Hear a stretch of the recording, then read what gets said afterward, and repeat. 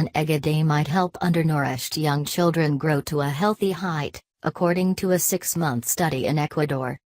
Whether soft or hard-boiled, fried or whisked into an omelette, eggs appeared to give infants a boost. It could be a cheap way to prevent stunting, say researchers in the journal Pediatrics. The first 2 years of life are critical for growth and development. Any stunting is largely irreversible. Too short for age. Poor nutrition is a major cause of stunting, along with childhood infections and illnesses. According to the World Health Organization, 155 million children under the age of 5 are stunted, too short for their age. Most live in low and middle-income countries, and health experts have been looking at ways to tackle the issue.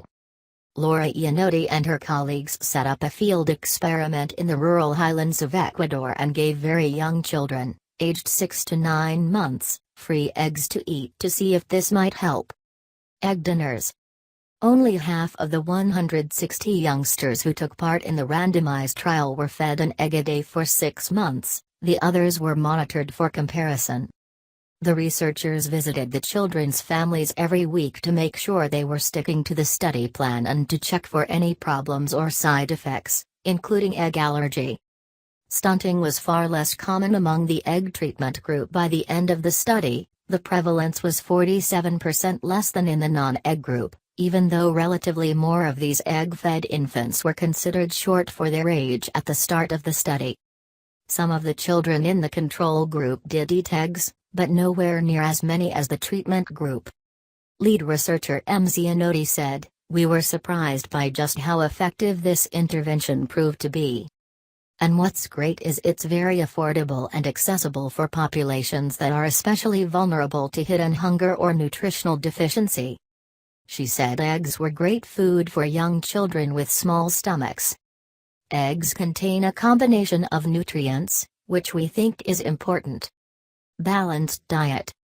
Professor Mary Futerill, nutrition lead at the Royal College of Pediatrics and Child Health, said, "In a way, it is surprising that more research has not been conducted using egg in this situation, although I know that in some cultures, parents do not necessarily find egg to be an acceptable early food mainly because of concerns about allergy." Egg is a good nutritious complementary food that can be introduced as part of a varied diet once the mother decides to start complementary feeding, never before 4 months. She said eggs should always be well cooked to avoid any potential infection risk. The WHO recommends mothers worldwide to exclusively breastfeed infants for the child's first 6 months to achieve optimal growth, development and health. After the first 6 months, infants should be given nutritious complementary foods and continue breastfeeding up to the age of 2 years or beyond. The British Nutrition Foundation advised, while eggs are a nutritious food to include, it's very important that young children have a variety of foods in their diets.